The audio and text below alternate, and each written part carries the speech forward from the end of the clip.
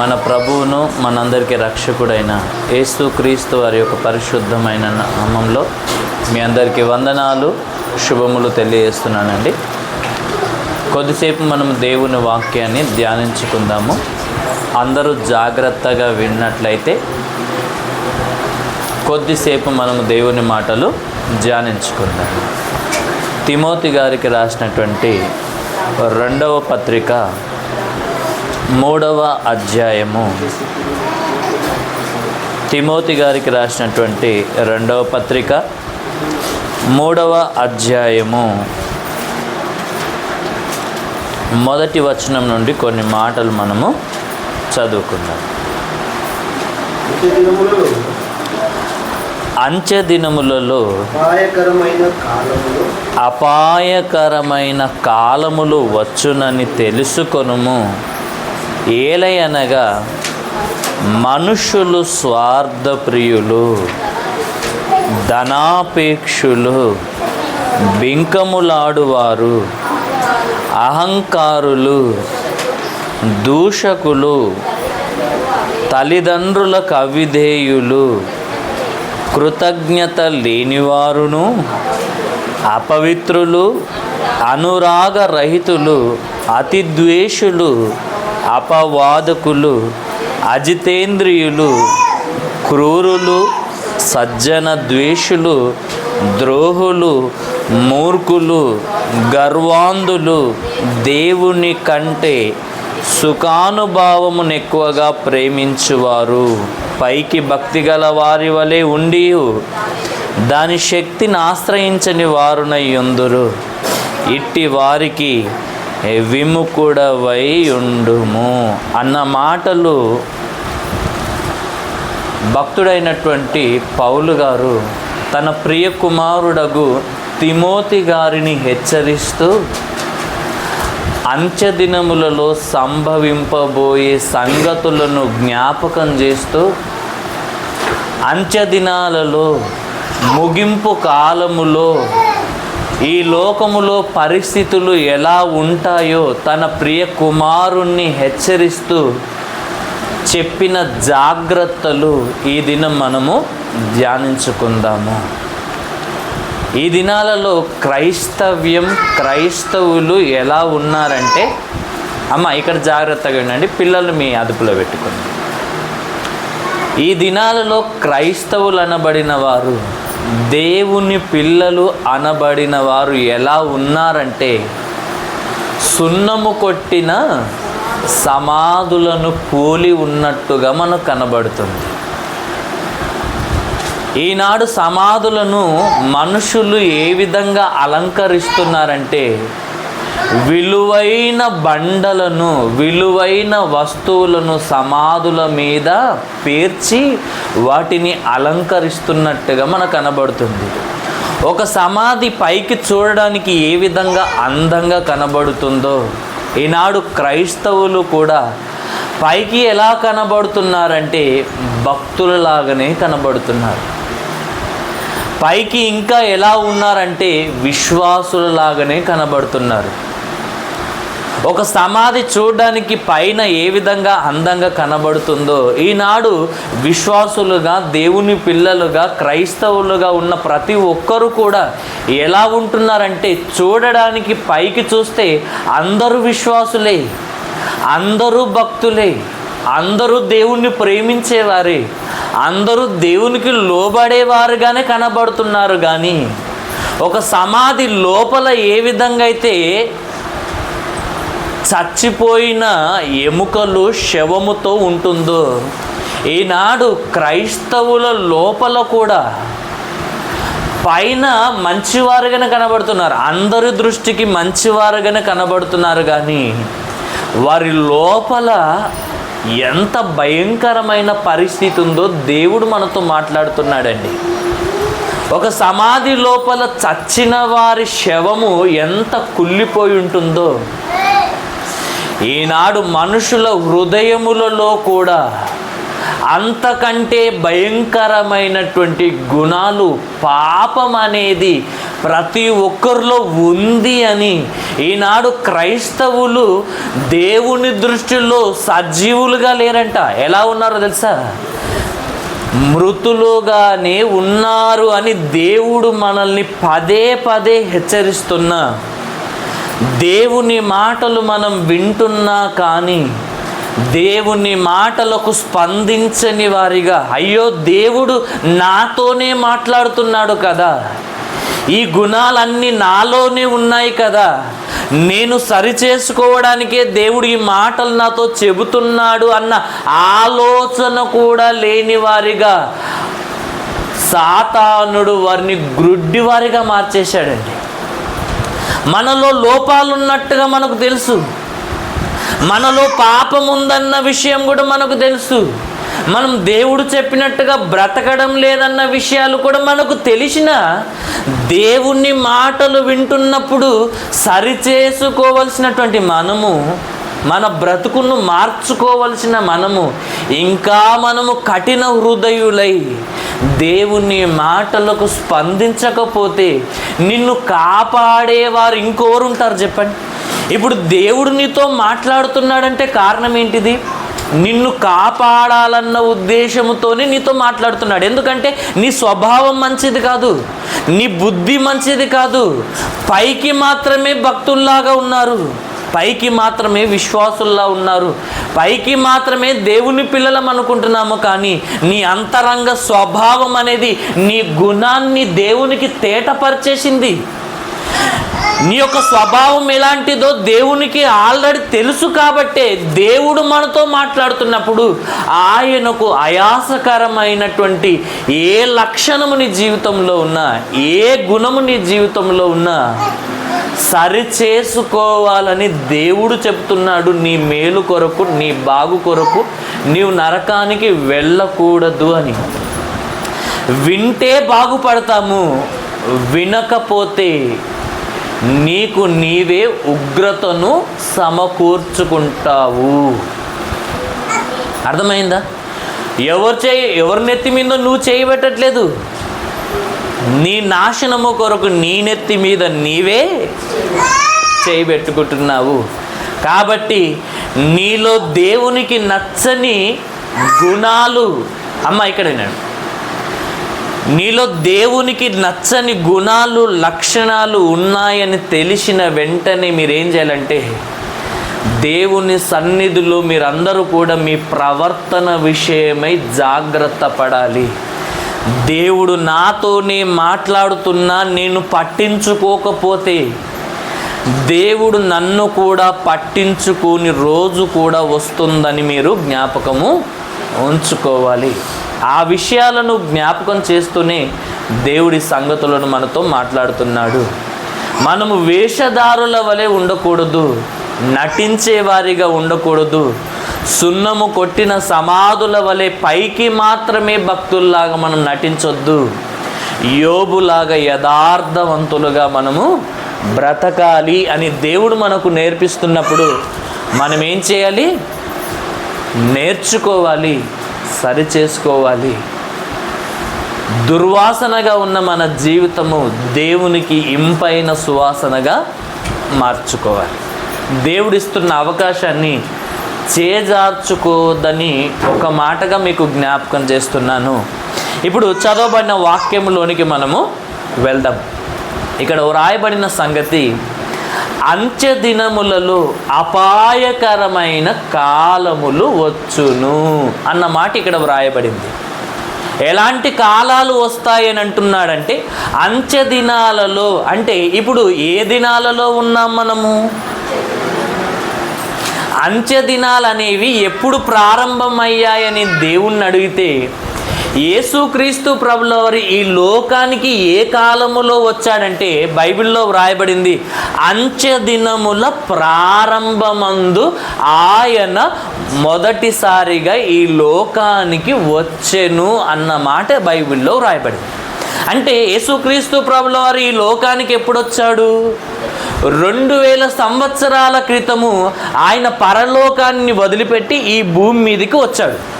ఆయన వచ్చిన కాలాన్ని దేవుడు బైబిల్లో ఏమని రాయించాడంటే, అంచె దినముల ప్రారంభమందు ఆయన తన కుమారుడైన యేసుక్రీస్తును ఈ లోకానికి పంపించాడు అని బైబిల్లో రాయబడింది. ఓకే, యేసు ప్రభు వచ్చిన కాలమే అంచె దినాల ప్రారంభం, అవునా కాదా? అంటే అంచె దినాలు ప్రారంభమయ్యాయి. ఇప్పుడు మనం ఏ కాలంలో ఉన్నామనంటే అంత్యకాలములోనే ఉన్నాము. అంత్యకాలములో ముగింపులో మనం ఉన్నాం. ఈ అంత్యకాలములో పరిస్థితులు ఎలా ఉంటాయి అని దేవుడు చెబుతున్నాడంటే, అంచె దినములలో అపాయకరమైన కాలములు వచ్చును అని దేవుడు చెప్తున్నాడు. అంటే సంవత్సరానికి ఎన్ని కాలాలు ఉన్నాయి? మనకు తెలిసి ఎన్ని కాలాలు ఉన్నాయి? ముఖ్యమైనవి ఒక 3 కాలాలు. అవేంటి అని అంటే, ఇప్పుడు ఎండాకాలము, ఎండాకాలం అయిపోయిన తర్వాత వానాకాలము, వానాకాలం అయిపోయిన తర్వాత చలికాలం. ఈ కాలాల గురించి దేవుడు ఏమైనా మాట్లాడుతున్నాడా? అంచె దినములలో అపాయకరమైన కాలములు వచ్చును అన్న మాట దేవుని వాక్యములో రాయబడింది. అంచె దినాలలో పరిస్థితుల గురించి దేవుడు మాట్లాడుతున్నాడు. అంటే ఈ ఎండాకాలము, వానాకాలము, చలికాలాల గురించి దేవుడు మాట్లాడట్లేదు. ఈ అంచె దినాలలో ఎలాంటి పరిస్థితులు ఉంటాయో వాటి కొరకు దేవుడు మనతో మాట్లాడుతున్నాడు. వాటి గురించి మనం ఈ దినము తెలుసుకుంటున్నాము. అంచె దినములలో పరిస్థితులు అపాయకరంగా ఉంటాయి అన్న మాట దేవుడు మనల్ని హెచ్చరిస్తున్నాడు. ఏలయనగా వాటి గురించి మాట్లాడుతున్నాడు. అంత్యకాలములో ఉండే పరిస్థితులు, మనుషులు, ఆ మనుషుల స్వభావాలు, వారి లక్షణాలు ఎలా ఉంటాయో దేవుడు మనతో మాట్లాడుతున్నాడు. జాగ్రత్తగా విందాం. మొదటి విషయం, ఏలయనగా మనుషులు స్వార్థప్రియులు అని దేవుడు చెప్పేశాడండి. మనుషులు ఎలాంటి వారంట? మనుషులంటే ఎవరు?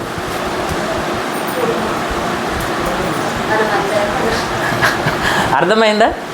మనుషులంటే ఎవరు? ఈ భూమి మీద ఉన్నవారందరూ కూడా ఎవరు? అవునా కదా? మనమందరము కూడా ఎవరు? మనుషులమే.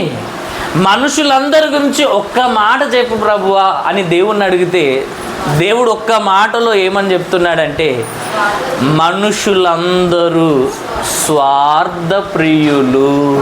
అంటే స్వార్థాన్ని ప్రేమించేవారు అని దేవుని వాక్యంలో రాయబడింది. అంటే ఆలోచించండి, తమ కొరకు తాము తప్ప ఎవ్వరి కొరకు ఆలోచించని కాలము రాబోతుందని దేవుడు ముందే చెప్పాడు. అలాంటి పరిస్థితి వస్తుందని దేవుడు చెప్పాడు. ఇప్పుడు ఉన్న ఈ కాలములో తమ కొరకు తాము తప్ప ఎవ్వరి కొరకు ఆలోచించని కాలములోనే మనం ఉన్నాము. మనుషులందరి గురించి దేవుడు మాట్లాడుతున్న మాట ఏంటిదంటే, మనుషులందరూ కొందరు కాదు, అందరూ కూడా స్వార్థప్రియులే. అందరూ కూడా స్వార్థప్రియులే అని దేవుని వాక్యములో రాయబడింది.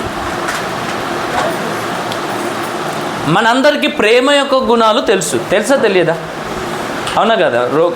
కొరింథీయులకు రాసినటువంటి మొదటి పత్రికలో మనందరికీ తెలుసు, 13వ అధ్యాయంలో 4వ వచనం, మొదటి వచనం నుండి మనం చదువుకుంటుంటే దాంట్లో ప్రేమ యొక్క గుణాలలో ఒక మాట ఉంటుంది.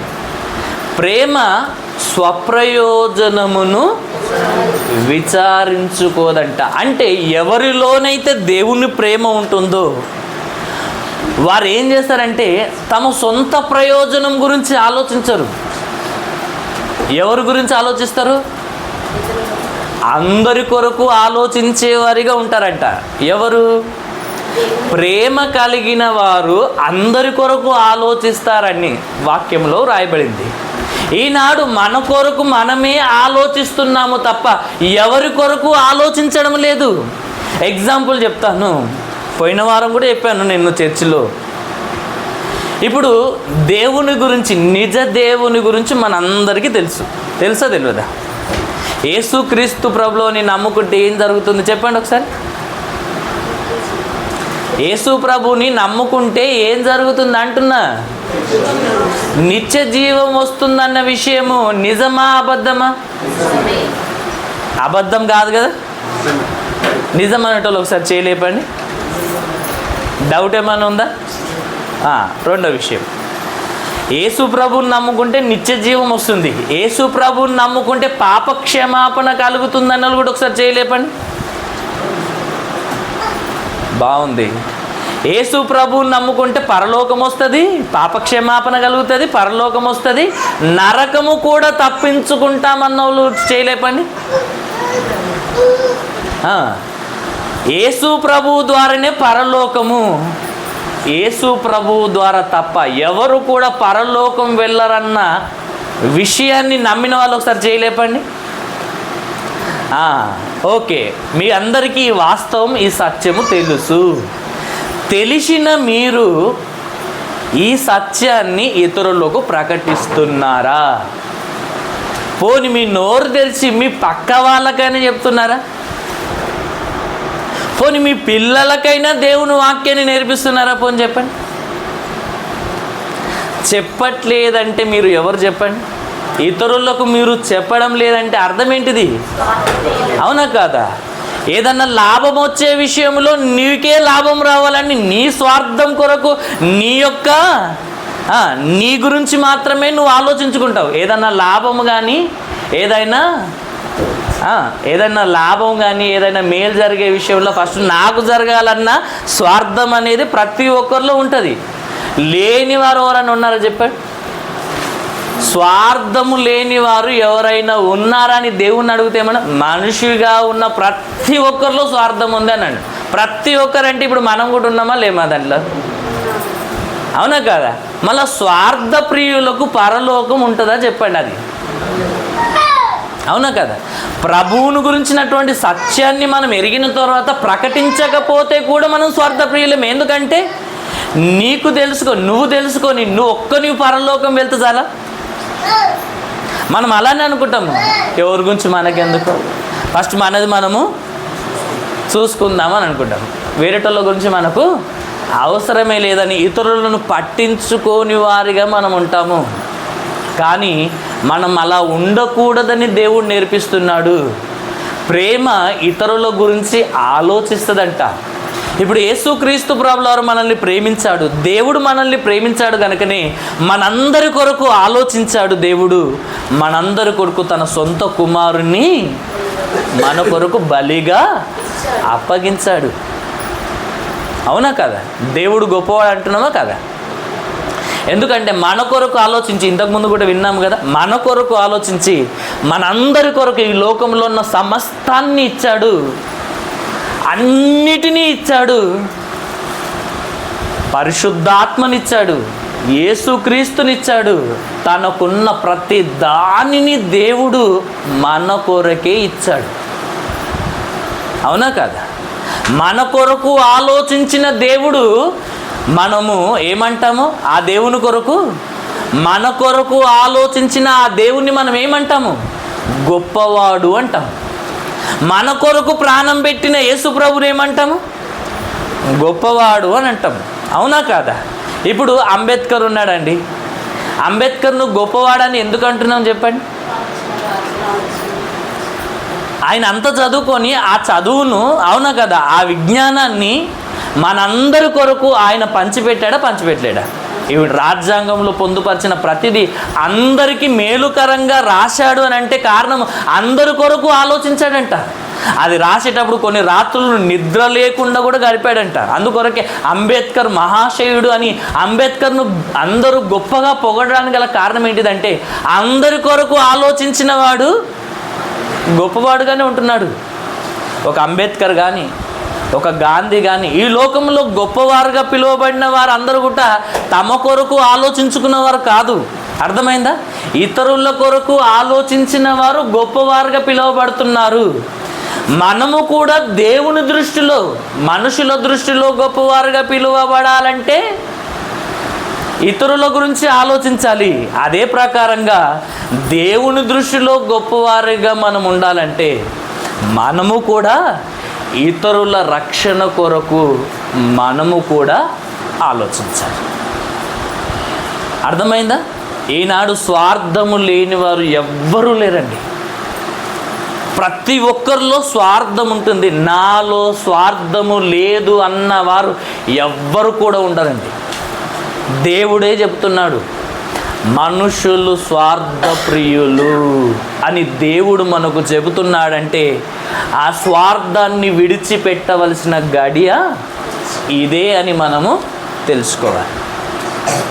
మళ్ళీ ఎవరిలో స్వార్థం ఉండదు అంటే మనుషులందరూ స్వార్థప్రియులు. మళ్ళీ ఎవరిలో స్వార్థం ఉండదు అంటే దేవునిలో లేదు స్వార్థం.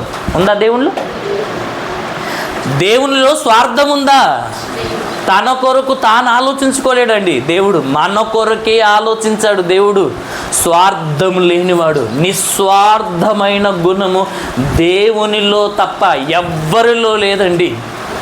కాబట్టి దేవునిలో లేదు స్వార్థము, యేసు ప్రభువులో లేదు స్వార్థము, పరిశుద్ధాత్మలో లేదు స్వార్థము, భక్తులలో కూడా లేదు స్వార్థము.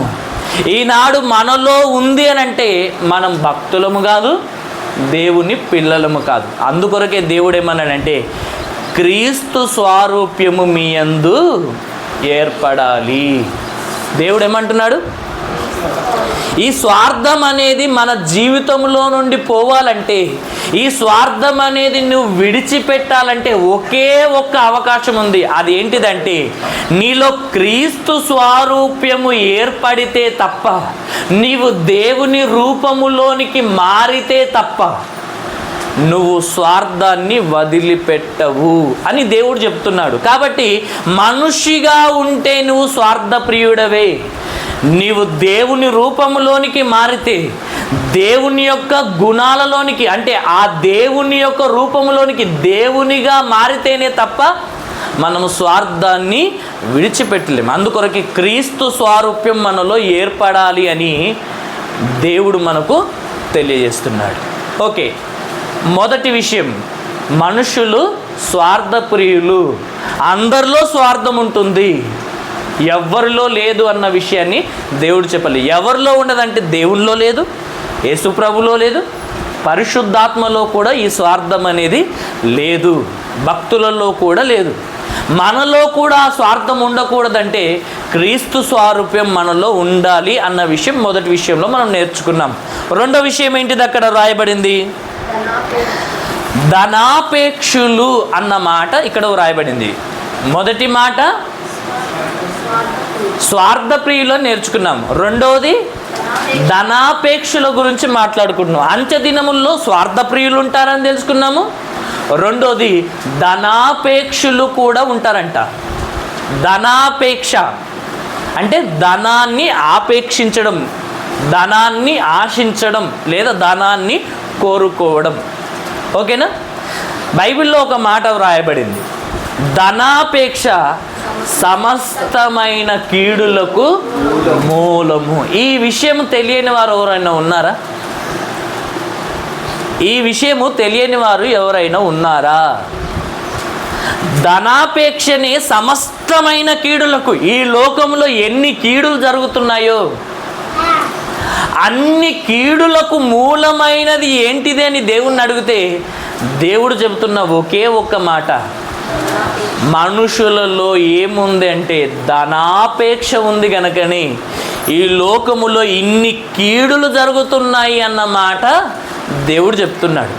ఇన్ని కీడులకు మూలమైనది ఏంటిది అని దేవుణ్ణి అడిగితే ధనాపేక్ష అని దేవుడు చెప్తున్నాడు. ఆ ధనాన్ని ఆపేక్షించినటువంటి వారు, ఆ ధనాన్ని కోరుకున్నటువంటి వారు ఏమైపోయారో కూడా ఈ తిమోతి గ్రంథంలోనే వ్రాయబడింది.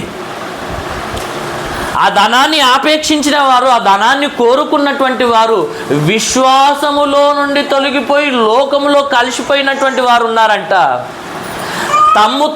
తమ్మును తామే పొడుచుకొని చచ్చిపోయిన వారు ఉన్నారంట. ఇతరులను మోసం చేసినటువంటి వారిగా ఉన్నారంట. ఆ ధనము కొరకే చేయని పాపపు పనులు లేవు అని దేవుడు చెప్తున్నాడు. ఈ లోకములో జరిగే ప్రతి పాపము వెనుక ఏముంటుందో తెలుసా? ధనం ఉంటుంది. ఈనాడు మనుషులు దేవుణ్ణి నమ్మడం దానికంటే ఎక్కువగా దేన్ని నమ్ముతున్నారంటే ధనాన్ని నమ్ముతున్నారు. దేన్ని నమ్ముతున్నారు? దేవుణ్ణి ఎక్కువ నమ్ముతారా, ధనాన్ని ఎక్కువ నమ్ముతారంటే 100% ఈనాడు మనుషులు దేన్ని నమ్ముతారంటే ధనాన్ని నమ్ముతారు. నీకేదైనా రోగం వచ్చిందనుకోండి, లేదా ఏదైనా అనారోగ్య సమస్య వచ్చిందనుకోండి, నీ తన డబ్బు ఉంటే ఏం చేస్తావు? ధైర్యంగా ఉంటావు. ఎందుకు? ఆ డబ్బు నీకు ధైర్యాన్ని ఇస్తుంది. ఈ డబ్బు ఉంది కదా, నేను హాస్పిటల్కి వెళ్తాను, వెళ్ళి చూపించుకుంటాను, నా రోగం బాగు చేసుకుంటాను అంటే ఈ నమ్మకం అనేది, ధైర్యం అనేది ఎలా వస్తుందంటే ధనం వల్ల వస్తుంది. అవునా కదా?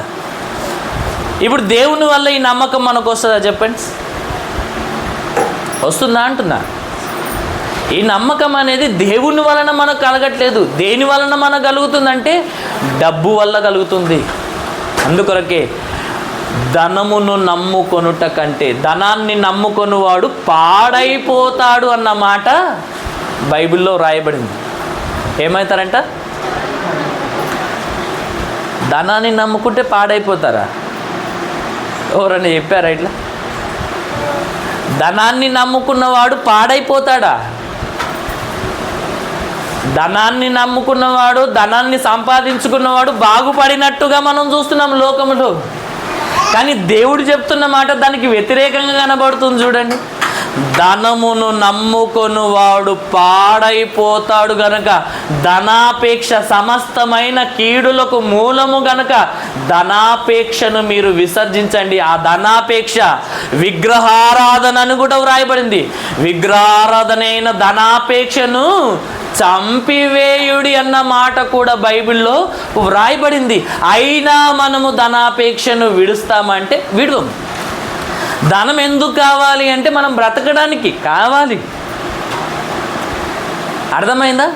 వద్దంటలేడు, కావాలి. కానీ దాని మీదనే మనసు పెట్టుకొని, దాన్నే నమ్ముకొని దేవుణ్ణి పక్కన పెట్టే స్థితికి ఈనాడు లోకం ఎదిగిపోయింది కనుక అంత్య దినాలలో ఉండే పరిస్థితుల గురించి దేవుడు మాట్లాడుతున్నాడు.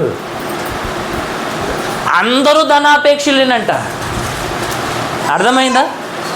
కాబట్టి ఈ ధనాన్ని నమ్ముకొనివాడు పాడైపోతాడు కనుక విగ్రహారాధన అయిన ఈ ధనాపేక్షను విసర్జించండి, చంపివేయండి అని దేవుడు చెప్తున్నాడు. ఈ ధనాపేక్షను మనము విసర్జిద్దాం. ధనమును నమ్ముకొనివాడు పాడైపోతాడు, కానీ దేవుణ్ణి నమ్ముకొనివాడు ఎప్పుడు కూడా పాడైపోయినట్టుగా, చెడిపోయినట్టుగా ఎక్కడ కూడా బైబిల్లో వ్రాయబడలేదండి. కాబట్టి రాజులను నమ్ముకొనుట కంటే, మనుషులను నమ్ముకొనుట కంటే, రాజులను నమ్ముకొనుట కంటే, అధికారులను నమ్ముకొనుట కంటే యెహోవాను నమ్ముకొనుట, ఆయనను ఆశ్రయించుట మన జీవితానికి మేలు. కాబట్టి ఆయనను నమ్ముకోవాలి. బుద్ధి జ్ఞానముల సర్వ సంపదలు కూడా ఆయనలో ఉన్నాయి. కాబట్టి వాటిని మనము సంపాదించుకోవాలి, వాటిని మనం ఆపేక్షించాలి అని బైబిల్లో వ్రాయబడింది. ఎందుకంటే ధనవంతుడు పరలోక రాజ్యంలో ప్రవేశించుట కంటే సూది బెజ్జములో వంట దూరుట సులభమని కూడా వ్రాయబడింది కనుక ఈ ధనాపేక్షను మనము విసర్జించుకుందాం. మనుషులందరూ కూడా ఎలా ఉంటారని తెలుసుకున్నాం. ఇప్పుడు 2 మాటలు తెలుసుకున్నాం. మొదటి మాట, మనుషులు స్వార్థప్రియులు. రెండోది, మనుషులందరూ ధనాపేక్షులుగా ఉంటారు అన్న మాట కూడా వ్రాయబడింది. ఇవి రెండింటిని మనం విసర్జించుకోవాలి, లేకపోతే మనం నష్టపోతాం, నరకానికి జారిపోతామని తెలుసుకుంటున్నాం. ఓకే, 3వ మాట, బింకములాడువారు. బింకములాడువారు అంటే ఎవరు? ప్రగల్భాలు పలికేవారు. అంటే తమ గురించి తాము గొప్పలు చెప్పుకునేవారు అని వాటి గురించి దేవుడు మాట్లాడుతున్నారు. అర్థమైందా? ఏం చేస్తారంటే వీరు లేనివి ఉన్నవి అచ్చి పచ్చి అంటారు చూడండి, హెచ్చి పచ్చి అంటారా? హెచ్చి పచ్చి అంటే నేను ఇట్లా నాది ఇట్లా అది ఇట్లా అని ఉన్నవి లేని అన్నీ కలుపుకొని ఇతరుల దృష్టిలో మనం గొప్పవారుగా ఉండాలని లేనివి ఉన్నవన్నీ కలుపుకొని మాట్లాడేవారు, ప్రగల్భాలు మాట్లాడేవారు. బింకములాడువారంటే ఎవరంట? గొప్పలు చెప్పుకునేవారు, ప్రగల్భాలు మాట్లాడేవారు. అలాంటి వారి గురించి దేవుడు ఏం మాట్లాడుతున్నాడో తెలుసా? మనుషులందరూ ఎలా ఉంటారంట? మీరు ఎప్పుడైనా మీ గురించి మీరు తక్కువ చేసుకొని ఎప్పుడైనా మాట్లాడతారో చెప్పండి. నేను చాలా మోసగత్తానండి, నేనైతే అబద్ధాలు కోరనండి. ఎవరు నిజాలు చెప్పారండి? ఎవరని చెప్తారా? ఎప్పుడైనా నీ గురించి నీవు బ్యాడ్గా ఎప్పుడైనా చెప్పుకుంటావా? ఒక్క విషయంలో కూడా చెప్పుకో. ఏం చెప్తావు? నీ గురించి ఏదైనా మంచి చెప్తావు, కానీ నేను ఇలాంటి దాన్ని అండి అని ఎవరైనా చెప్తారా? చెప్పండి. మనలో ఉన్న చెడ్డ గుణాలు అన్నిటిని దాచిపెడతాం. పడుకో మంచిగా, అవసరమైనప్పుడు బయటికి రా. అర్థమైందా? ఇప్పుడు నీ అవసరం లేదు, అందరి ముంగట ఎలా ఉండాలి? ఇగో చూడు, అందరు ఉన్నారని సపడా కూకుంటా అంటే అర్థం ఏంటిది? ఆలోచించారా? అందరి ముంగట మన ప్రవర్తన ఎలా ఉంటుంది? ఎవరు లేనప్పుడు మన ప్రవర్తన ఎలా ఉంటుంది? ఆలోచించండి. అర్థమైందా? అందరు ఉన్నప్పుడు మన మాటలు ఎలా ఉంటాయి, ఎవరు లేనప్పుడు మన మాటలు ఎలా ఉంటాయి? ఒకసారి ఆలోచించాలి. అందరు ఎలా ఉన్నారంటే ఒక మాయలో ఉన్నారండి. నేను ఒక భక్తున్నే, నాకు నేను అనుకుంటే ఇప్పుడు నా భక్తి ఉందా లేదా అనేది ఎప్పుడంటే ఈ మాయలో నుండి బయటకు వస్తే తెలుస్తుంది. అర్థమైందా? యేసు ప్రభు ప్రత్యక్షమైనప్పుడు అప్పుడు అర్థమవుతుంది. నేను భక్తి గలవాడనా, భక్తి లేనివాడనా, విశ్వాసం గలవాడనా, విశ్వాసము లేనివాడనా అనేది ఎప్పుడు అర్థమవుతుంది అంటే యేసు ప్రభు ప్రత్యక్షమైనప్పుడు అర్థమవుతుందంట. ప్రతి ఒక్కరి క్రియలు ఆయన తేటగా బయలుపరుస్తాడంట. అంధకారమైందు ఇక్కడేనండి, అంధకారమందలి రహస్యాలన్నింటినీ కూడా ఆయన వెలుగులోనికి తెస్తాడంట. అప్పుడు ప్రతి వానికి తగిన మెప్పు దేవుని వల్ల కలుగుతుంది. నీ క్రియలు మంచివైతే, నువ్వు నిజంగా భక్తునివైతే నీకు దేవుని వల్ల మెప్పు కలుగుతుంది. ఒకవేళ నువ్వు వేషధారునివి అయితే నీకు శిక్ష విధించబడుతుంది అని దేవుడు చెప్తున్నాడు. కాబట్టి ఒకసారి ఆలోచించండి. బింకములాడేవారిగా ఉంటారంట మనుషులందరూ. ఈనాడు మన గురించి మనం గొప్ప చెప్పుకుంటాం, కానీ మనలో ఉన్న లోపాల గురించి ఎవ్వరు మాట్లాడరండి. అర్థమైందా? ఎందుకంటే మనుషులందరూ ఎలాంటి వారని చెప్తున్నాడు దేవుడు. పౌలు గారు అన్నారండి, నేను పాపులలో ప్రథముడను అని ఒప్పుకున్నాడండి. అర్థమైందా?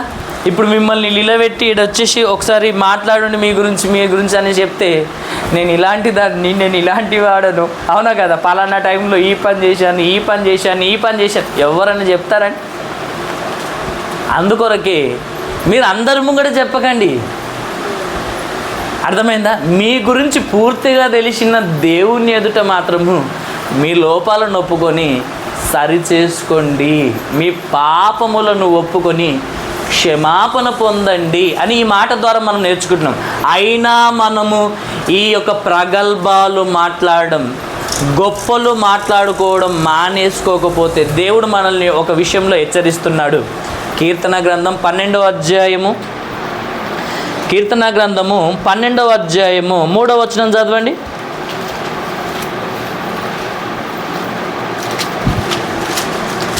కీర్తన గ్రంథము 12వ అధ్యాయము 3వ వచనం.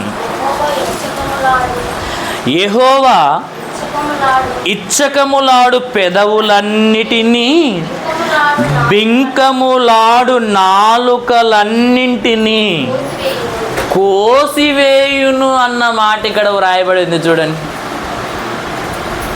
అమ్మా, మీకు అర్థమవుతుందా ఈ మాట? ఏమంటున్నాడు ఇక్కడ? ఇచ్చకములాడు పెదవులనన్నిటిని కోసేస్తాడంటే దేవుడు. అంటే దేవుడి పెదాలను ఎందుకు ఇచ్చాడో, ఈ నాలుకని ఎందుకు ఇచ్చాడో కూడా ఎరగని వారమై మనం ఏం చేస్తున్నామంటే దేవుని మహిమ కొరకు తప్ప వీటిని వేటి కొరకు ఉపయోగించకూడదు. నువ్వు మాట్లాడితే దేవుణ్ణి మహిమపరచాలి, దేవుని మహిమ కొరకే ఈ అవయవాలను వినియోగించాలి. కానీ మనం ఏం చేస్తున్నాము? ఈ పెదవులతో, ఈ నాలుకతో మనం ఏం చేస్తున్నామంటే ప్రగల్భాలు మాట్లాడుకోవడం, ఆడకూడని మాటలు మాట్లాడకూడని మాటలు మాట్లాడడం నేర్చుకుంటున్నాము. ఇది తప్పు అని దేవుడు చెప్తున్నాడు. ఇచ్చకములాడు పెదవులను కోసి వేస్తానంటున్నాడు. రెండోది దాంట్లోనే బింకములాడు నాలుకలన్నింటినీ కూడా కోసి వేస్తాను అంటున్నాడు. ఇప్పుడు మనం బింకములు ఆడతామేమో, ఇప్పుడు ఇచ్చకములు ఆడతామేమో భూమి మీద ఉన్నప్పుడు. చచ్చిపోయిన తర్వాత చెప్పుకుంటావని గొప్పతనం? చెప్పు, ఎవరని చెప్పుకుంటారా?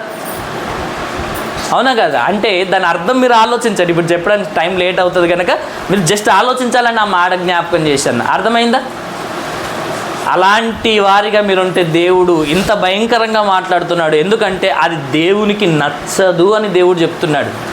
కాబట్టి బింకములాడేవారిగా మనం ఉండకూడదని నేర్చుకుంటున్నాం. ఎందుకంటే అంచె దినాల్లో బింకములాడేవారు, ప్రగల్భాలు మాట్లాడేవారు, గొప్పలు చెప్పుకునేవారిగానే ఉంటారు తప్ప, ఉన్నవి లేని కల్పించుకొని మాట్లాడేవారే తప్ప ఎవరు తమ గురించి నిజాలు చెప్పేవారుగా ఉండరు అని దేవుడు చెప్తున్నాడు. నెక్స్ట్ 4వ మాట, ఇంకెలాంటి వారంట? అహంకారులు. అహంకారులు అంటే ఎవరు? అవునా కదా? అహంకారులు అంటే గర్విష్ఠులు అని మనం అర్థం చేసుకోవాలి. ఒకప్పుడు ఈయన చాలా మంచివాడుగా ఉంటుండండి. ఒకప్పుడు ఏది చెప్పినా కానీ చాలా మంచి విధేయత ఉంటుండే, ఏది చెప్పినా కానీ కొంచెం వింటుండే. కానీ ఎప్పుడైతే ఈయనకు డబ్బు వచ్చిందో, ఆస్తి కొంచెం పెరిగిందో, అప్పటి నుండి ఈయన దృష్టి మారిపోయింది, ఈయన మాట్లాడే విధానం మారిపోయింది, ఈయన పద్ధతి, ఈయన ప్రవర్తన అన్నీ మారిపోయింది. పూర్తిగా అహంకారంతో నిండిపోయాడండి అని అంటుంటారు కదా. ఆ అహంకారులుగా ఉంటారు అన్న మాట కూడా దేవుడు చెప్తున్నాడు. అంచె దినములలో మనుషులందరూ ఎలా ఉంటారని అంటున్నాడంటే అహంకారులుగా ఉంటారంట. అహంకారము లేదు అన్న వాళ్ళు కూడా ఎవరు ఉంటారంటే ఏదో ఒక సందర్భంలో ఇది బయటపడుతూనే ఉంటుంది. దేవుడు ఏమంటున్నాడంటే ఈ అహంకారము వద్దు అన్న మాట దేవుడు చెప్తున్నాడండి. 75వ కీర్తన 4వ వచనం ఒకసారి చదవండి. కీర్తన గ్రంథము 75వ అధ్యాయము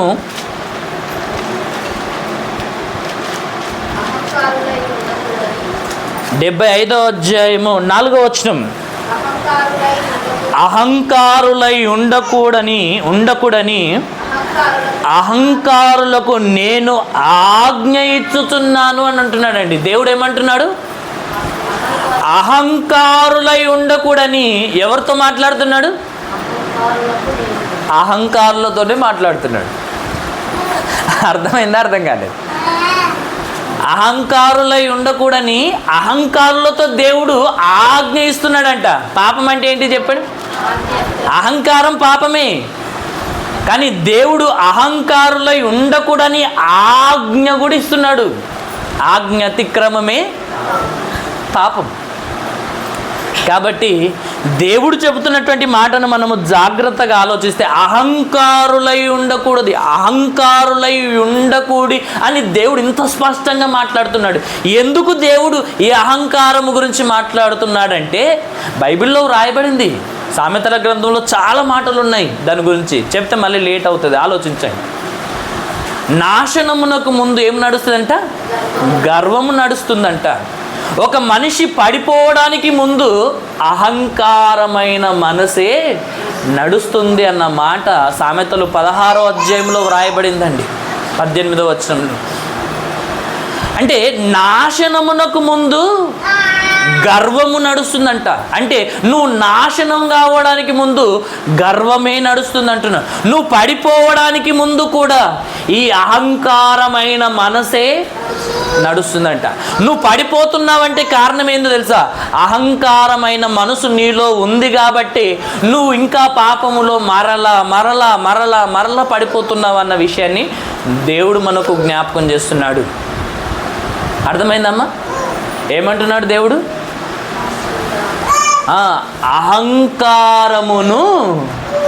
అహంకారులై ఉండకూడని దేవుడు మనకు ఆజ్ఞాపిస్తున్నాడు. ఈ అహంకారమైన మనసు మనలో ఉంటే మనం పడిపోతాము అని దేవుడు మనకు జ్ఞాపకం చేస్తున్నాడు. ఈ అహంకారమైన మనసు గురించి ఇంకా దేవుడు జ్ఞాపకం చేస్తున్నాడు. కింది వచనం కూడా చదవండి. కొమ్ము ఎత్తకుడి, ఎత్తుగా కొమ్ము ఎత్తకుడి, పొగరుబట్టిన మాటలాడకూడని భక్తిహీనులకు నేను ఆజ్ఞ ఇచ్చుచున్నాను. కొమ్ము ఎత్తుకోవడం అంటే ఏంటిది? ఇప్పుడు ఎగ్జాంపుల్ చెప్తున్నాను. ఇప్పుడు తల ఎత్తుకుంటాం అంటే అర్థం ఏంటిది? బైబిల్లో ఒక మాట రాయబడింది, సత్క్రియ చేసిన ఎడల నీవు తల ఎత్తుకొనవా అని దేవుడు కయీను గారితో మాట్లాడిన మాట. సత్క్రియ చేసిన ఎడల నువ్వు తల ఎత్తుకుంటావు అంటే నువ్వు మంచి పని చేసినావు అనుకో, ఇప్పుడు సమాజంలో నువ్వు మంచివాడిగా ఉన్నావు అనుకో, తల ఎత్తుకొనే ఉంటావు. అవునా కాదా?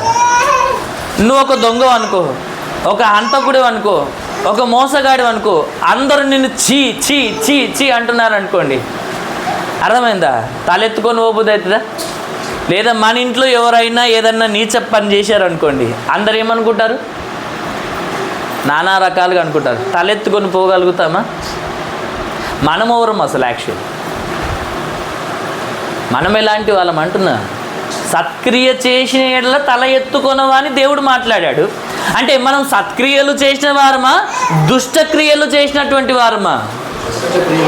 అవునా కదా? మనం అందరం ఎలాంటి వారం అంటే దుష్టక్రియలలో పాలివారమై ఉన్నాము. ఒకప్పుడు మనము అంధకార సంబంధమైన ఆ యొక్క క్రియలలో మనం పాలివారమై ఉన్నాము. ఒకప్పుడు మనము మన పరిస్థితి బాగలేదు. అలాంటి వారిగా ఉన్నటువంటి మనల్ని దేవుడు తన యొక్క కృప వలన, తన కనికరము ద్వారా, తన యొక్క కృప చేత మనల్ని, ఆయన ప్రేమ చేత మనల్ని నీతిమంతులుగా తీర్చాడు. ఇప్పుడు మనం ఎలా ఉండాలని దేవుడు చెప్తున్నాడు? ఆయన ఎదుట తల దించుకొని ఉండాలి. ఎలా ఉండాలి? తల దించుకొని ఉండాలి. అర్థమైందా? అర్థం కాలేదా? ఎలా ఉండాలి మనం అందరం? పెద్దలు కూడా తల దించు అని అంటాడు. అవును, ఇట్లా చూస్తుంటే అవునా కదా? ఏమంటారు? అవునా కదా? ఇట్లా చూస్తున్నా అంటే వీనికి బాగా అహంకారం ఉంది, వీనికి చాలా పొగరు ఉంది, వీనికి చాలా గర్వం ఉంది అని అంటారు. ఆయన గర్వం మంచాలి ఇప్పుడు ఏం చేద్దామనేసి ఆలోచిస్తుంటారు. అవునా కదా? ఇది పోలీసులకు బాగా తెలుసు. అవునా కదా? ఇక అనుభవించిన వాళ్ళు కూడా తెలుస్తుంటాయి కాబట్టి ఆలోచించండి. అవునా కదా? పొగరెక్కి దుష్టులు ఏమనుకుంటారు, ఎలా మాట్లాడతారో కూడా బైబిల్లో రాయబడింది. కాబట్టి మనం అలా ఉండకూడదని దేవుడు మనకు నేర్పిస్తున్నాడు. మనుషులందరూ ఇలా ఉంటారని దేవుడు మనకు నేర్పిస్తున్నాడు. ఇలాంటి లక్షణాలు ప్రతి ఒక్కరిలో ఉంటాయి. లేవు అని మనల్ని మనం మోసం చేసుకోవద్దు. మనం సరి చేసుకోవడానికి దేవుడి మాటలు మనకు జ్ఞాపకం చేస్తున్నాడు కనుక ఒకసారి మీరు ఆలోచించండి. దేవుడు ఏమంటున్నాడు ఇక్కడ? అహంకారులై ఉండకూడదని దేవుడు ఆజ్ఞాపిస్తున్నాడు. కొమ్ము ఎత్తకూడి అని దేవుడు చెప్తున్నాడు. ఆయన ఎదుట మనం ఎలా ఉండాలో తెలుసా? తగ్గించుకొని ఉండాలి, లోబడి ఉండాలి, విధేయత కలిగి ఉండాలి, ఇలాంటి వారిగా ఉండాలి. అంతేగాని మనం ఒకవేళ అహంకారులుగా ఉంటే దేవుడు అంటున్నాడు వారు నాకు అసహ్యులు అన్న మాట కూడా బైబిల్లో వ్రాయబడిందండి. ఆయనకు అసహ్యమైనవి 7 కలవు అనే మాట రాయబడింది. ఎన్ని ఉన్నాయంట దేవునికి అసహ్యమైనవి? 7 ఉన్నాయంట. సామెతల గ్రంథం 6వ అధ్యాయం 17వ వచనంలో రాయబడిన మాట తీయనవసరం లేదు. ఆయనకు అసహ్యమైనవి 7 కలవు. ఆ 7ంటిలో అహంకార దృష్టి అన్న మాట కూడా వ్రాయబడింది. ఏముందంటే దాంట్లో? ఆయనకు అసహ్యమైన దాంట్లో అహంకారమైన దృష్టి కూడా దానిలో ఉంది. అహంకారంతో చూస్తుంటారు. అలాంటి దృష్టి కూడా మనలో ఉండకూడదని దేవుడు నేర్పిస్తున్నాడు. ఇవన్నీ దేవుడు మనకు చెప్తున్నాడంటే మనల్ని బాగు చేయడానికి చెప్తున్నాడా, మనం చెడిపోవాలని చెప్తున్నాడా? ఒక డాక్టర్ ఏది చెప్పినా మన ఆరోగ్యం కొరకు చెప్తాడు కదా. ఇప్పుడు పరమ వైద్యుడైనటువంటి దేవుడు ఏది చెప్పినా నీ యొక్క ఆత్మీయ ఆరోగ్యము కొరకే మాట్లాడుతున్నాడు. నీ బ్రతుకును నువ్వు సరి చేసుకోవడానికే మాట్లాడుతున్నాడు. డాక్టర్ మాట వినకపోతే అనారోగ్యంతో ఏ విధంగా చచ్చిపోతామో, పరమ వైద్యుడైనటువంటి దేవుని మాట వినకపోతే పాపం అనే రోగంతో కూడా చనిపోయి నరకానికి వెళ్ళిపోతాం. ఇది మనకు అర్థమైతే దేవుడు మాట్లాడుతున్న మాట ఇది నాకు అసహ్యమైనది అని దేవుడు చెప్పిన తర్వాత కూడా దానినే మనం కలిగి ఉన్నామంటే మనం ఆయన పిల్లలము కాదు. 101 కీర్తనలో కూడా ఒక మంచి మాట వ్రాయబడింది. 101వ కీర్తన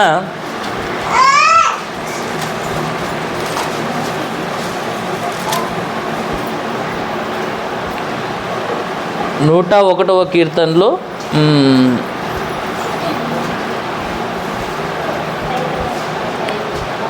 ఒక మంచి మాట మాట్లాడతాడండి.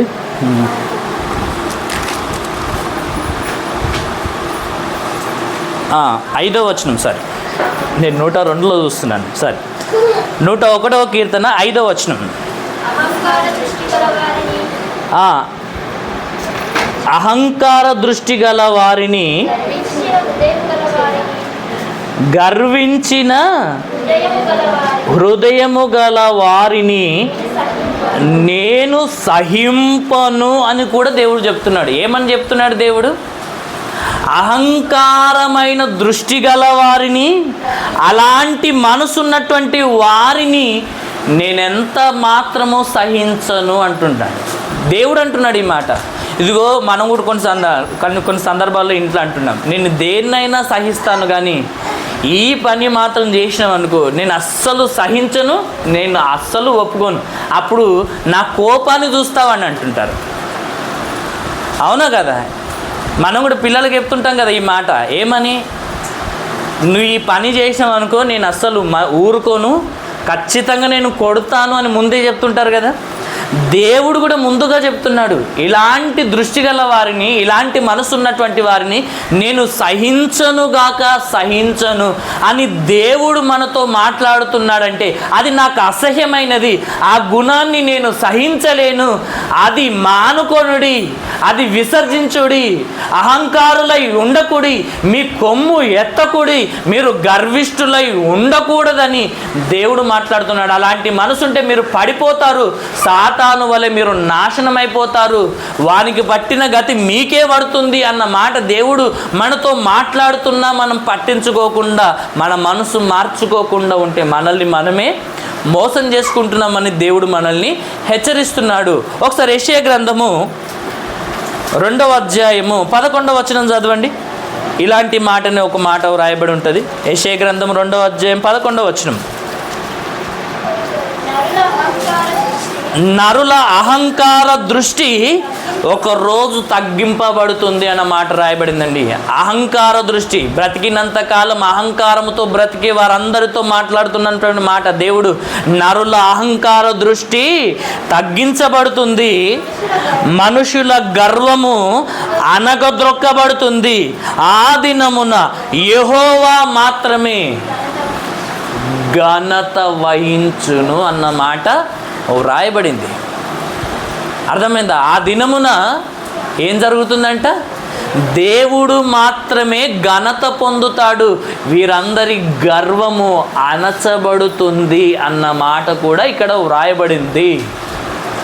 అదే ప్రకారంగా ఒకసారి యాకోబు రాసినటువంటి పత్రిక, యాకోబు గారు రాసినటువంటి పత్రిక 4వ అధ్యాయము 6వ వచనం ఒకసారి చదవండి. యాకోబు గారు రాసినటువంటి పత్రిక 4వ అధ్యాయము 6వ వచనం ఒకసారి చదవండి.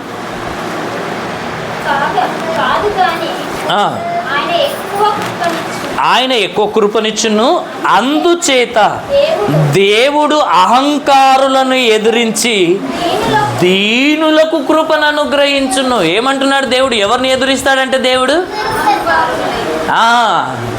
ఒకవేళ అహంకారులు ఏ స్థితిలో ఉన్నా, గొప్పవారై ఉన్నారనుకోండి, అహంకారముతో ఒకవేళ ప్రవర్తిస్తున్నారనుకోండి, అహంకారులను ఎదిరించి వారిని గద్దె దించి దీనులను ఆ స్థానంలో కూర్చునబెడతాడు అంటున్నాడు. అర్థమైందా? అర్థమవుతుందా? అహంకారులను ఎదిరించి దీనులకు కృపను అనుగ్రహిస్తాడు. కనుక మనం ఎలా ఉండాలో ఒకసారి పేతురు రాసినటువంటి మొదటి పత్రికని 5వ అధ్యాయములో 5వ వచనం నుండి మనం చదువుకుందాం. పేతురు రాసినటువంటి మొదటి పత్రిక 5వ అధ్యాయము 5వ వచనం. చిన్నల్లారా, మీరు పెద్దలకు లోబడి ఉండుడి, మీరందరూ ఎదుటి వాని ఎడల దీన మనసు అను వస్త్రము ధరించుకొని మిమ్మును మీరు అలంకరించుకొనుడి. దేవుడు అహంకారులను ఎదిరించి దీనులకు కృపను అనుగ్రహించును. దేవుడు తగిన సమయమందు మిమ్మును హెచ్చించునట్లు ఆయన బలిష్టమైన చేతి క్రింద దీన మనస్కులై తగ్గించుకొని బ్రతకండి అంటున్నాడు.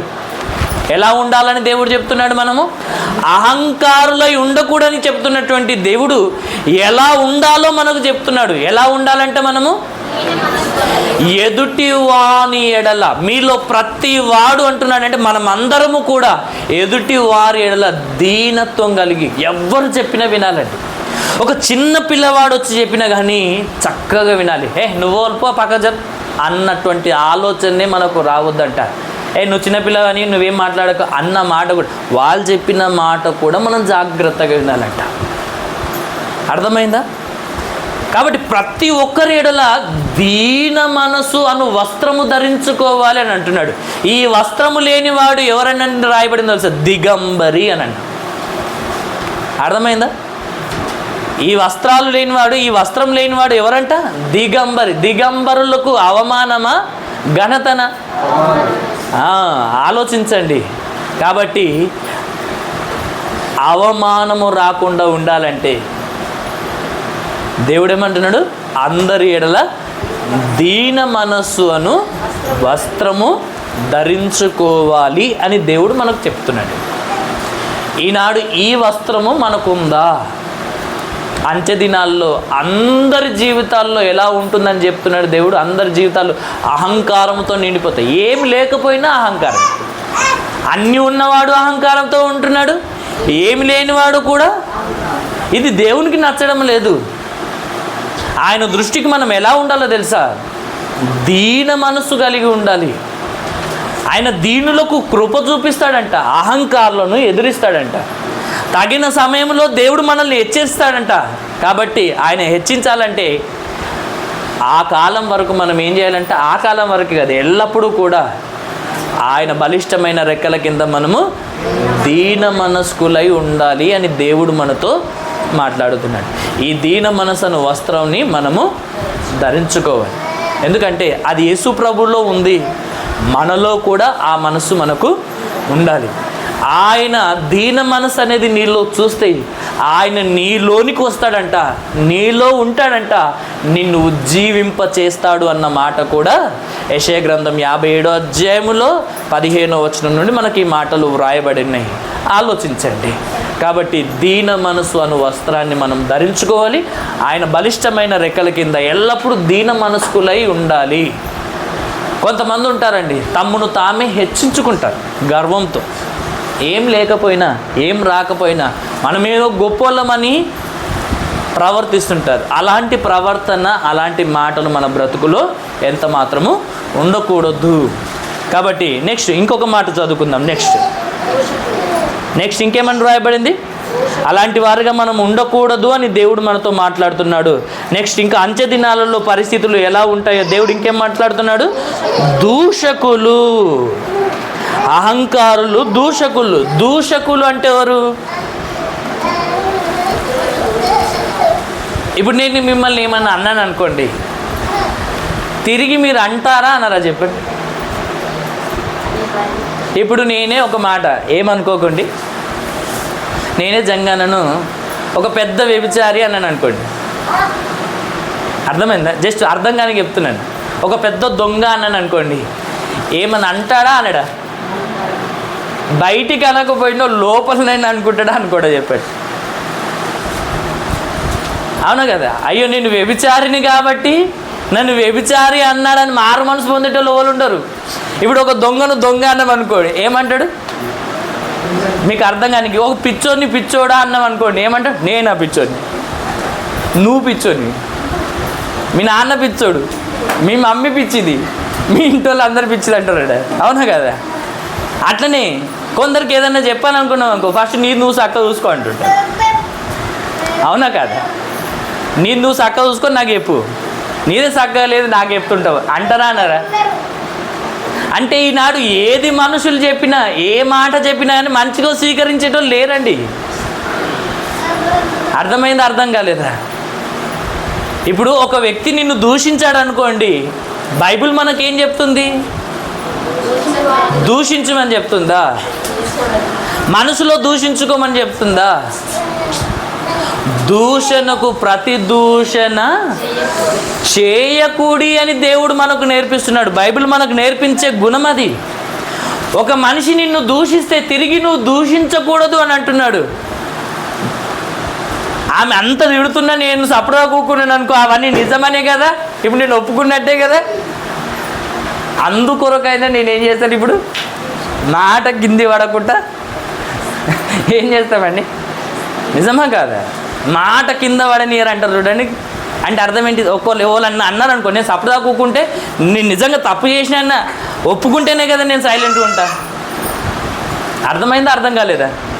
ఒకవేళ నేను ఏం మాట్లాడకపోతే నేను తప్పు చేసిన దాన్ని అవుతాను కదా, తప్పు చేసిన వాడిని అవుతా కదా. అంటే మాట్లాడితేనే నేను ఎవరిని తప్పు చేయని వారిని అని నువ్వు నిరూపించుకోవడానికి ఏం చేస్తున్నావు? ఇప్పుడు ఒక మాట అంటే రెండు మాటలు అంటుంటా. అవునా కాదా? దూషణకు ప్రతి దూషణ చేయకూడదు అని దేవుడు మనకు నేర్పిస్తున్నాడు. కాబట్టి ఎవరైనా మిమ్మల్ని తిట్టారనుకోండి, మీరు బదులు తిట్టకండి. ఎవరైనా మిమ్మల్ని తిట్టినా, ఎవరైనా మిమ్మల్ని దూషించినా, మీ మీద అబద్ధముగా ఏమైనా చెడ్డ మాటలు పలికినా నిరూపించుకోవడానికి ప్రయత్నం చేయకండి. అర్థమైందా? అలా అన్నవారు ఒకరోజు సిగ్గుపడే విధంగా మీరు ప్రవర్తించండి. తిరిగి తిట్టకండి. ఒకవేళ సమాధానకరంగా మాట్లాడితే మాట్లాడుకోండి, కానీ అర్థమైందా? దూషించే వాళ్ళ దగ్గరికి పోయేసి ఒకవేళ మీరు మంచిగా మాట్లాడినా కానీ కొన్ని సందర్భాల్లో ఎలాంటి పరిస్థితులు ఎదుర్కోవాల్సి వస్తాయంటే వ్యతిరేకమైన పరిస్థితులే ఎదుర్కోవాల్సి వస్తుంది. ఒకవేళ మీ ప్రేమ చేత నేను అలాంటి మాట మాట్లాడలేదు, సమాధానంగా మాట్లాడితే మాట్లాడుకోనండి, అంతేగాని దూషణకు ప్రతి దూషణ మాత్రం మీరు చేసుకోకూడదు. బురదలో రాయేస్తే ఏమవుతుంది? దూషించే వారందరూ బురదనే.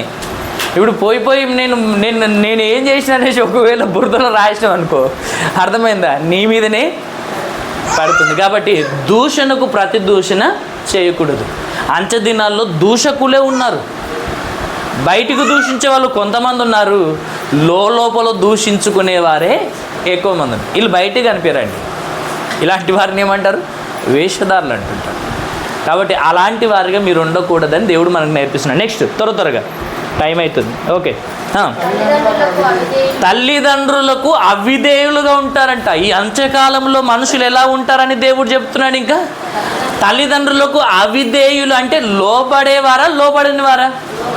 అంతకుముందు వారం కూడా మనం తెలుసుకున్నాం కదా ఈ ఒక్క మాట. ఆలోచించండి, అర్థమైందా? అంటే ఈ కాలంలో ఎలాంటి పరిస్థితులు ఉంటాయంటే తల్లిదండ్రులకు లోబడని వారే ఉంటారు, లోబడినట్టుగానే ఉంటారు. ఎవరు లోబడరా? అర్థమైందా? లోబడరండి. ఎగ్జాంపుల్ చెప్తాను. ఒక అబ్రహాం ఉన్నాడండి. అబ్రహాముకు ఇస్సాకు లోబడినట్టుగా ఈ కాలంలో ఎవరైనా తల్లిదండ్రులకు అంతగా విధేయత చూపించేవారు ఎవరైనా ఉన్నారా? అబ్రహాం ఏం చేశాడు? తన కుమారుని చేతులు కట్టేశాడు. అర్థమైందా? కుమారునికి అర్థమైంది, నాన్న కట్టెలు తీసుకుపోతున్నాము, బలికి కావాల్సిన అన్నిటిని తీసుకుపోతున్నాం, కత్తిని కూడా తీసుకుపోతున్నాం, అన్నీ తీసుకుపోతున్నాం, కానీ మళ్ళీ గొర్రె పిల్ల ఏది అని అంటే అప్పుడు సమాధానం చెప్పలేడు అబ్రహాం. దేవుడే చూసుకుంటాడని చెప్పాడు. ఆడిపోయిన తర్వాత ఇప్పుడు కుమారుని చేతులు కట్టేస్తున్నాడు, కాళ్ళు కట్టేశాడు. ఇప్పుడు బలిపీఠం మీద గొర్రె పిల్లకు బదులుగా ఎవరిని పెడుతున్నాడు? ఇస్సాకును పెట్టాడు. ఇప్పుడు ఇస్సాకు ఏమనాలి? ఓరి దుర్మార్గుడా, ఇంతకాలము ఇంతసేపు మాట్లాడిన గొర్రె నేనేనా అనాలా వద్దా? మనం ఏం చేస్తాం? ఎక్కడైనా పిల్లలు బ్రతకాలని కోరుకునే తల్లిదండ్రులు ఉంటారు, పిల్లల కోసం నేనైనా చచ్చిపోతా అన్న తల్లిదండ్రులు ఉంటారు. కానీ పిల్లల్ని చంపేసి తల్లిదండ్రులు నేను ఎక్కడ వదిలేనని ఇక్కడ అన్నాడా? ఇస్సాకు అన్నాడు అట్లా? అర్థమైందా? ఎంత విధేయత చూడండి. తండ్రి చంపేస్తాడని తెలిసినా కానీ ఎదురు మాట్లాడని గుణము ఇస్సాకులో ఉంది. ఈనాడు అంత విధేయత ఎవరికి ఉంది చెప్పండి? అదే బైబిల్లో రాయబడింది. తల్లిదండ్రులకు అవిధేయులైన వారే ఈ కాలంలో ఉంటారు. అలాంటి వారే ఉన్నారు. సందర్భం వస్తే మీకు తెలుస్తుంది. మీరు ఒక మాట తిట్టండి, మీ పిల్లలు నిజంగా తిట్టిన తర్వాత కూడా ఏడ్చుకుంటూ వచ్చైనా సరే మీ మాట వింటున్నారంటే లోబడినండి. ఒక్క మాట తిడితే, ఒక్క దెబ్బ కొడితే నువ్వెవ్వరు అన్నట్టుగా పక్కకు వెళ్ళారనుకోండి, అర్థమైందా? ఇట్లా ముఖం పెట్టుకుంటా ఇంకా నానా రకాల ప్రవర్తనలు మనకు కనబడుతుంటాయి. ఇలాంటి ప్రవర్తన కనుక పిల్లల్లో మనకు కనబడుతుంది అనుకో, ఇతరుల్లో మనకు కనబడుతుంది అనుకో, లోబడినట్టు వాళ్ళు. మీకు అర్థం కాలే. ఎందుకంటే సందర్భం లేకపోతే అందరూ విధేయులే. సందర్భం వస్తేనే విధేయత ఉన్నట్ట లేనట్ట తెలుస్తుంది. కాబట్టి దేవుడు చెప్తున్న మాట అబద్ధం కాదు, నిజమే. అంత్యకాలంలో తల్లిదండ్రులకు అవిధేయులైనటువంటి వారు ఉంటారు. అర్థమైందా? దేవునికి యేసు ప్రభువు లోబడినట్టుగా, ఇస్సాకు అబ్రహాముకు లోబడినట్టుగా, యొఫ్తా కుమార్తె యొఫ్తాకు లోబడినట్టుగా ఇంత విధేయత గలవారు ఎవరైనా ఉన్నారా? నెక్స్ట్ చదవండి, టైం ఎక్కువైతుంది. ఓకే. కృతజ్ఞత లేనివారు ఎలాంటి వారు ఉంటారంట ఈ కాలంలో? ఇంకా కృతజ్ఞత లేనివారంట. ఇప్పుడు దేవుడు మనకు ఎన్ని చేస్తున్నాడంటే, ఎన్ని ఇచ్చాడంటే ఇంతకుముందు మనం తెలుసుకున్నాం. అన్నిటినీ దేవుడు మన కొరకే ఇచ్చాడు. మళ్ళీ ఎంతో కృతజ్ఞత కలిగి ఉండాలి. అన్నిటినీ ఇచ్చాడు. ఈ గాలి నీ కోసమే, నువ్వు బ్రతకడానికి. ఈ ఆహారం నీ కోసమే, సూర్యుడు నీ కోసమే, చంద్రుడు నీ కోసమే, సూర్యచంద్ర నక్షత్రాలు అన్నీ, ఈ విశ్వంలో ఉన్న ప్రతిదీ కూడా మన కోసమే ఇచ్చాడు. ఇప్పుడు మనం బ్రతుకుతున్న బ్రతుకు కూడా దేవుడే మనకు ఇచ్చాడు. ఈ రక్షణ దేవుడే ఇచ్చాడు. పరలోకం కూడా ఇచ్చేది ఆయనే. అవునా కదా? ఉచితంగానే నీతిమంతులుగా చేశాడు. మనకు అన్ని ఉచితంగా చేశాడు. ఏదైనా డబ్బులు తీసుకొని చేశాడు దేవుడు? ఏమని? ఇన్ని చేస్తున్న దేవుని ఎడల మనము కృతజ్ఞత గలవారమా, కృతజ్ఞత లేని వారమా? రోమీలోకి రాసినటువంటి పత్రికలో 1వ అధ్యాయంలో రాయబడినటువంటి మాటలు మన అందరికీ తెలుసు. అక్కడ రాయబడినటువంటి మాటలు ఏంటో తెలుసా? వారు దేవుణ్ణి ఎరిగి ఉండి ఆయనను దేవునిగా మహిమపరచలేదంట. ఇంకా కృతజ్ఞత లేని వారిగా ఒకనాడు వారు కనబడుతున్నారంట. ఆయన ఎడల వారు కృతజ్ఞత లేని వారిగా ఉన్నారంట. ఈనాడు దేవుని ఎడల మనకు ఏం కృతజ్ఞత ఉంది చెప్పండి? దేవుడు మనకి ఇన్ని చేస్తున్నాడు కదా, దేవునికి నీవేం చేస్తున్నావు చెప్పండి? అమ్మా, దేవుడు మనకేమో అన్ని చేయాలని కోరుకుంటాం. నీకు ఏదైనా సమస్య వచ్చిందనుకో, సమస్య ఎవరు తీర్చాలనుకుంటారు? మన వల్ల అయిన చిన్న చిన్న సమస్యలు మనం తీర్చుకుంటున్నామని అనుకుంటాం, కానీ దాని వెనుక దేవుడే ఉంటాడు మళ్ళీ. అర్థమైందా? అన్ని దేవుడే తీర్చాలి అని కోరుకుంటున్నటువంటి మనము మళ్ళీ దేవునికి మనం ఏం చేస్తున్నామని ఒకసారి ఆలోచించండి. మన కొరకే మనం చేసుకుంటాం ఏదైనా సరే, కానీ దేవుని కొరకు మనం ఏం చేస్తున్నాం అంటున్నా. అర్థమైంది? ఒకనాడు దావీదు గారు తన కృతజ్ఞతా బుద్ధిని చూపించాడండి. తన ప్రాణంను కాపాడినటువంటి తన స్నేహితుని, కుటుంబంలో ఉన్నటువంటి తన కుమారుని ఎక్కడున్నాడో వెతికి పిలిపించుకొని ఆయనతో సమానమైన హోదాను కల్పించి ఆయనతో కూడా భోజనము చేసే పరిస్థితిని ఆయన కల్పించాడండి. అర్థమైందా? ఆ కృతజ్ఞత బుద్ధిని దావీదు గారు చూపించారు. దేవుని ఎడల మాత్రం ఎంత కృతజ్ఞత కలిగి ఉన్నాడంటే ప్రతి విషయంలో కృతజ్ఞత కలిగి ఉన్నాడండి. ఈనాడు మనము కూడా ప్రతి విషయంలో దేవునికి కృతజ్ఞత కలిగి ఉండాలి, కృతజ్ఞతాస్తుతులు చెల్లించాలి. ఇది దేవుని చిత్తమని తెలిసిన తర్వాత కూడా మనం ఏం చేస్తున్నాం? కృతజ్ఞత లేని వారుగానే ఉంటున్నాము. దయచేసి మనం ఆలోచించాలి. కృతజ్ఞత లేని వారు ఉంటారు, అలాంటి వారిగా మనం ఉండకూడదని దేవుడు మనకు నేర్పిస్తున్నప్పుడు మనం సరి చేసుకోవాలి. అర్థమైందా? కృతజ్ఞత గలవారిగా ఉండాలి కానీ కృతజ్ఞత లేని వారిగా మనము ఉండకూడదు. దేవుని కొరకు మనము ఏదైనా చేయగలిగే స్థితి. అమ్మ, దేవుడు నాకు ఇన్ని ఇచ్చాడు, ఇన్ని చేస్తున్నాడు. అర్థమైందా? దేవుని కొరకు నా వలనైనంత మట్టుకు నేనేం చేయాలి? ఇప్పుడు ఏదైనా చేయాలని మీ కృతజ్ఞత బుద్ధిని చూపించుకోవాలి. ఇప్పుడు ఎగ్జాంపుల్, ఇప్పుడు మందిర పని ఉంది, అర్థమైందా? ఇప్పుడు మనం ఏం చేయాలి? ఇప్పుడు మన కొరకు 1,00,000 రూపాయలు అవసరం ఉన్నాయి అనుకోండి, ఏం చేస్తాం మనం? నిజంగా చెప్పండి, తెస్తామా? తేమా? ఖచ్చితంగా తీసుకొస్తాం. మన కొరకు మనం ఎంతైనా అనుకుంటాం, అవును కదా? మన ప్రాణం పోతుందంటే 1,00,00,000 రూపాయలైనా సరే కానీ ఏం చేస్తాం? 1,00,00,000 రూపాయలు అయితేనే బ్రతుకుతావు అని అంటే నీకున్నదంతా అమ్మేసైనా సరే నువ్వేం చేస్తావు? నీ ఆరోగ్యాన్ని, నీ యొక్క చావును తప్పించుకోవడానికి, నీ రోగాన్ని తక్కువ చేసుకోవడానికి, బాగు చేసుకోవడానికి 1,00,00,000 రూపాయలైనా ఖర్చు పెడతాం కదా. మళ్ళీ దేవుని కొరకు మనం ఏం చేయాలి? మన కృతజ్ఞత బుద్ధిని చూపించాలి. దావీదు గారు కూడా చూపించారు. ఏమన్నాడో తెలుసా? నేను ఎక్కడనో గొర్రెలు మేపుకునే స్థితిలో ఉన్నటువంటి నన్ను ఇప్పుడు దేవుడి అంతఃపురములో ఇంతమంది ప్రజలకు రాజుగా చేశాడు. నేనేమి ఇంత గొప్ప అంతఃపురంలో ఉన్నాను, దేవుని మందిరం మాత్రము ఒక టెంట్ వేసి, గుడారంలో ఒక టెంట్ వేసి ఉంది. కాబట్టి దేవుని కొరకు ఒక మందిరాన్ని కట్టాలన్న ఆలోచన దావీదు గారికి వచ్చింది. ఈనాడు మన కూట అలాంటి ఆలోచన రావాలండి. కాబట్టి ఇలా మనము దేవుని కొరకు ఏదైనా చేయగలిగే స్థితికి మనము ముందుకు సాగాలి. ఇంకేమంటున్నాడు కిందికి వచ్చేసరికి?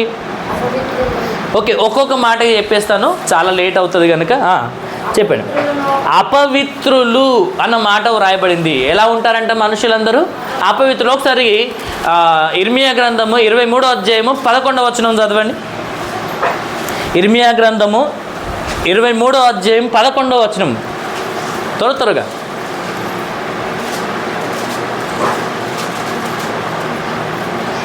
ఇంకా దిగలేదా? Very good. ప్రవక్తలేమి, యాజకులేమి అందరూ అపవిత్రులే అన్నమాట దేవుడు అక్కడ వ్రాయిస్తున్నాడు. ఎవరెవరంటే అపవిత్రులు? అపవిత్రులు ఎవరెవరు అంటున్నాడు దేవుడు? యాజకులైనా దేవుని దృష్టిలో ఎలా ఉన్నారంట? ప్రవక్తలు కూడా దేవుని దృష్టికి ఎలా ఉన్నారంట? అపవిత్రులుగా ఉన్నారు. ప్రజలందరూ ఎలా ఉన్నారంటే దేవుని దృష్టికి అపవిత్రులై ఉన్నారని దేవుడు మాట్లాడుతున్నాడు. ఇప్పుడు దేవుడు మనల్ని ఎందుకు పిలుచుకున్నాడు చెప్పండి? పరిశుద్ధులగుటకే దేవుడు మనల్ని పిలిచాను కానీ అపవిత్రులుగా ఉండుటకు మనల్ని పిలవలేదని దేవుడు క్లియర్గా మనకు రాయించాడు. అయినా మనం ఇంకా పాపాన్ని అంటించుకొని దేవుని దృష్టికి అపవిత్రులుగానే ఉంటున్నాము.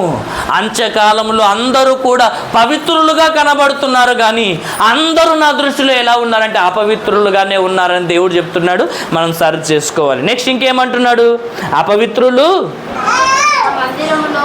అనురాగరహితులు అన్న మాట రాయబడింది. ఏందంట?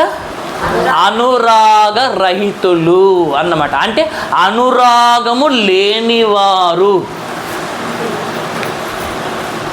అనురాగము ఎవరి మీద చూపించాలి? ఇప్పుడు పిల్లల మీద మనకు ఒక అనురాగం ఉంటుంది, ఒక మమకారం ఉంటుంది, ఒక ప్రేమ వాత్సల్యం అనేది పిల్లల మీద మనకు కనబడుతుంది. అవునా కదా? పిల్లల మీద ఉన్న ప్రేమ, అనురాగము, ఆప్యాయత, ఆ వాత్సల్యం అనేది ఇంకా ఎవరి ఏడలా కలిగి ఉండాలంటే మనము ఒకసారి రోమీలోకి రాసిన పత్రిక 12వ అధ్యాయం 10వ వచనం చదవండి త్వరగా. రోమీలోకి రాసిన పత్రిక 12వ అధ్యాయం 10వ వచనం. సహోదర ప్రేమ విషయములో ఒకని యందొకడు అనురాగము గలవాడై ఘనత విషయములో ఒకనినొకడు గొప్పగా ఎంచుకొనుడే. సహోదర ప్రేమ విషయంలో మనం ఎలా ఉండాలంట? అనురాగము గలవారై ఉండాలంట. ఒకరి యందు ఒకరము అనురాగం గలవారమై ఉండాలంట. ఇప్పుడు పిల్లల మీద ఉన్నటువంటి అనురాగము, ఆప్యాయత, ఆ వాత్సల్యము, అర్థమైందా? ఆ ప్రేమ సహోదరుల మీద కూడా ఉండాలంట. మన సహోదరులు ఎవరు? సహోదరులు ఎవరు అంటున్నా? సహోదరులు అంటే ఒకే ఉదరము నుండి, ఒకే కడుపు నుండి, ఒకే తండ్రి గర్భము నుండి పుట్టిన వారందరూ కూడా ఏమవుతారు? సహోదరులు అవుతారు. ఇప్పుడు వారి గురించి దేవుడు మాట్లాడుతున్నాడు? దేవుడు కాదు. క్రీస్తు రక్తములో కడగబడిన మనం అందరము కూడా దేవుని పిల్లలమయ్యాము. కాబట్టి దేవుని పిల్లలమైన మనం అందరము కూడా సహోదర ప్రేమ కలిగి ఉండాలి. క్రీస్తు మన ఎడలో చూపించిన ఆ ప్రేమ మనము కూడా కలిగి ఉండి, ఆ ప్రేమ యందు మనము అనురాగము కలిగి ఉండాలి అని దేవుడు చెప్తున్నాడు. ఒకని యందొకడు ప్రేమ కలిగి అనురాగము కలిగి ఉండాలంటున్నాడు. సహోదర ప్రేమ విషయమై ఒకని యందొకడు అనురాగము గలవారై ఉండాలంటున్నాడు. నెక్స్ట్ ఇంకేమంటున్నాడు? అతిద్వేషులు. అతిద్వేషులు అంటే ద్వేషం కాదు, అతిగా ద్వేషించేవారు ఉంటారంట. ప్రతి దానికి ద్వేషం. అంటే ప్రేమగా చెప్పేవారు కనబడతలేరంట దేవునికి. ఏది చెప్పినా కానీ కోపముతో, ద్వేషముతో మాట్లాడేవారే మనకు లోకములో కనబడతారు. ఒకనాడు లేయా కూడా ద్వేషించబడడం దేవుడు చూశాడు. రాహేలు చేత, ఇతరుల చేత లేయా కూడా ద్వేషించబడిందంట. ద్వేషింపబడిన లేయా విషయమై దేవుడు కృపను అనుగ్రహించి కనికరించాడు. ఆమెకు గర్భం తెరిచి ఆమె ఎడల మేలు చేశాడు. అర్థమైందా? అంటే ద్వేషించి వారిని దేవుడు విడిచిపెట్టాడు, ద్వేషింపబడే వారిని దేవుడు కనికరిస్తున్నట్టుగా మనకు వాక్యంలో వ్రాయబడింది. అంటే అతిద్వేషులు అన్న మాట ఇక్కడ వ్రాయబడింది. అతిద్వేషులు అంటే అతిగా ద్వేషించేవారు, ప్రతిదానికి ద్వేషం, ప్రతిదానికి కోపం. ఇది మనలో ఉండకూడదు. ఇలాంటి వారు అంత్య దినాల్లో మనకు కనబడతారు కనుక మనం జాగ్రత్తగా ఉండాలని చెప్తున్నాడు. నెక్స్ట్ ఇంకేమంటున్నాడు? అపవాదకులు. అపవాది అని అంటే ఎవరు? సాతానుడు. అర్థమైందా? అపవాది అన్న పేరు ఎవరికి ఉంది? సాతానుడు. అవునా కాదా? న్యాయవాది అన్న పేరు ఎవరికి ఉంటుంది? న్యాయవాది అని అంటే ఈ లోకములో మన తరపున జడ్జి గారి ముందు వాదించే వారిని ఏమంటారు? న్యాయవాది అంటారు. అవునా కాదా? అపవాది అని అంటే సాతానుకున్న పేరు. అపవాది అని వానికి ఎందుకు వచ్చింది పేరు? ఈయనకు న్యాయవాది అని ఎందుకు వచ్చింది పేరు? అంటే మన తరపున వాదించే, న్యాయము తరపున వాదించే వారిని న్యాయవాది అంటారు. అబద్ధం తరపున వాదించేవాడిని అపవాది అంటారు. ఒక మాట అర్థమైందా? ఇప్పుడు యేసు ప్రభువు కూడా మన పక్షాన, మన కొరకు తండ్రి ఎదుట ఏం చేస్తున్నాడు? విజ్ఞాపన చేస్తున్నాడు. అర్థమైందా? ఇప్పుడు ఈయనెవరు? ఇప్పుడు నిజమైన న్యాయవాది లేదా సర్వలోక న్యాయాధిపతి. అర్థమైందా? కాబట్టి ఇప్పుడు ఈ న్యాయవాది మన కొరకు దేవుని ఎదుట విజ్ఞాపన చేస్తున్నాడు, మన కొరకు వేడుకుంటున్నాడు. ఇప్పుడు సాతానుడు మన కొరకు ఏం చేస్తున్నాడు? సాతానుడు మన కొరకు ఏం చేస్తున్నాడు? దేవుని ఎదుట సేమును సాతానుడు మిమ్మును జల్లెడ వలె జల్లించుటకు మిమ్మల్ని కోరుకొనేను అన్న మాట. వాళ్ళనిచ్చేయి, వీళ్ళనిచ్చేయి అనేసి దేవుని ఎదుట అందరినీ కోరుకుంటున్నాడు. మన మీద నేరములు మోపుతున్నాడంట. అర్థమైందా? వాణ్ణి అపవాది అన్నాడు. ఇప్పుడు అపవాదకులు అన్న మాట వ్రాయబడిందంటే మనం ఇప్పుడు దీని ద్వారా నేర్చుకోవాల్సిన సమయం లేదు. ఒక్కో మాటలు చెప్తున్నాను, ఆలోచించండి. ఏమంటున్నాడు ఇక్కడ? అపవాదకులు అంటే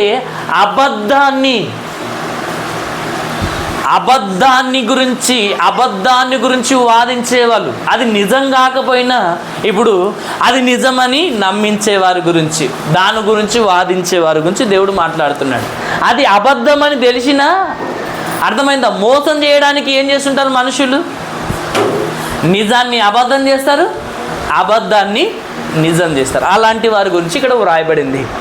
అంచె దినముల్లో మోసం చేయడానికి మనుషులు ఎలాంటి వారిగా ఉంటారంటే అపవాదకులుగా, అంటే అబద్ధాన్ని నిజంగా మాట్లాడుతున్నారు, నిజాన్ని అబద్ధముగా చిత్రీకరిస్తూ మాట్లాడుతున్నారు, వాటి విషయంలో వాదిస్తున్నారు అన్నమాట దేవుడి ఇక్కడ జ్ఞాపకం చేస్తున్నారు. నెక్స్ట్ ఇంకేమంటారు? అపవాదకులు అజితేంద్రియులు. అజితేంద్రియులు అంటే ఇంద్రియ నిగ్రహము లేనివారు అని అర్థం. అజితేంద్రియులు అంటే అర్థం ఏంటిది? ఇంద్రియ నిగ్రహములు లేనివారు. దేవుడు మనల్ని ఎలా పుట్టించాడు? ఇంద్రియ నిగ్రహము గల ఆత్మనే దేవుడు మనకిచ్చాడు. అర్థమైందా? అంటే ఇంద్రియ నిగ్రహము గల ఆత్మనే అంటే ఆత్మఫలాల్లో ఆశా నిగ్రహం అనేది మనకు తెలుసు కదా. ఆశా నిగ్రహం అంటే మన శరీరములో పుట్టే ఆశలు, కోరికలు అనేకమైన ఉంటాయి. అర్థమైందా? వాటిని మనం ఏం చేయాలంటే కంట్రోల్ చేసుకోవాలి. ఒక లారీ కంట్రోల్ కావాలంటే బ్రేక్ ఎలా ఉంటుందో, మన శరీరంలో పుట్టే కోరికలను అదుపు చేసుకునే బ్రేక్ ఏంటిదంట? ఇంద్రియ నిగ్రహం. అర్థమైందా? ఇప్పుడు లారీకి బ్రేక్ లేదనుకోండి, లారీ అదుపు తప్పి ఇతరులకు ప్రమాదాన్ని తీసుకొస్తుంది, ఆ లారీలో ఉన్నటువంటి వ్యక్తి కూడా ప్రమాదమే చేకూరుస్తుంది. ఇప్పుడు మన ఆశలు, మన కోరికలు కూడా కంట్రోల్ చేసుకోకపోతే, మన కోరికలకు, మన ఆశలకు బ్రేక్స్ ఉండాలంట. ఆ బ్రేక్సే ఏమంటున్నాడు? ఇంద్రియ నిగ్రహం, ఆశ నిగ్రహం. ఇది లేకపోతే, నీ కోరికలను అదుపు చేసుకోకపోతే, అదుపు లేని వారు అవమానం తీసుకొని వస్తారంటున్నారు. కోరికలను అణుచుకొని వారే కదా ఈ లోకంలో పాపాలు చేసేవారు. అవును కదా? మోసాలు చేసేవారు, పాపాలు చేసేవారు, ద్రోహ కార్యాలు జరిగించేవారు, వ్యభిచారం చేసేవాళ్ళు, వీళ్ళందరూ ఎవరంటే తమ శరీరంలో పుట్టే కోరికలను అదుపు చేసుకొని వారే కదా.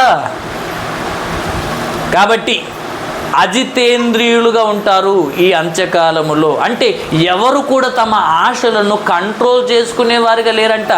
తమ కోరికలను నెరవేర్చుకోవడానికే పరిగెత్తుతున్నారంట.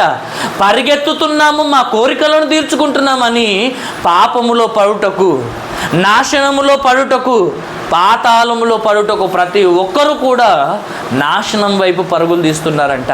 కాబట్టి మనం అలా ఉండకూడదని దేవుడు చెప్తున్నాడు. నెక్స్ట్ ఇంకేమంటున్నాడు? అజితేంద్రియులు క్రూరమైన స్వభావము కలిగినటువంటి వారిగా ఉంటారంట.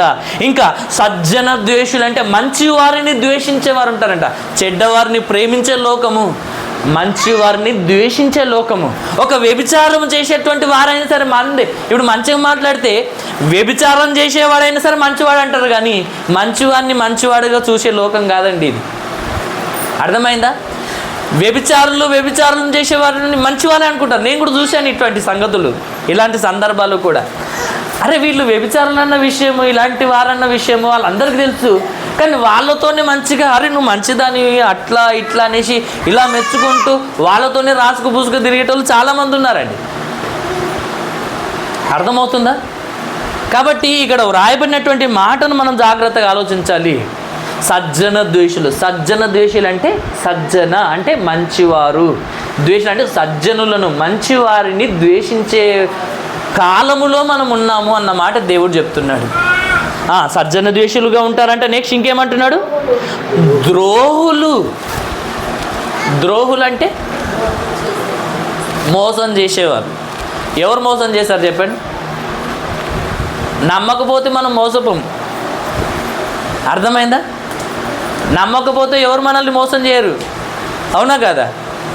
నమ్మి మనం కొన్ని బాధ్యతలు అప్పగిస్తాం చూడండి, వాడే మనల్ని నమ్మని వాడు ఎవడు మోసం చేయడు. నమ్మవు కనుక నువ్వు వానికి ఏం చెప్పవు, వాడు నీకు మోసం చేసే ఛాన్సే ఇయ్యడు, మనం ఇయ్యం కనుక.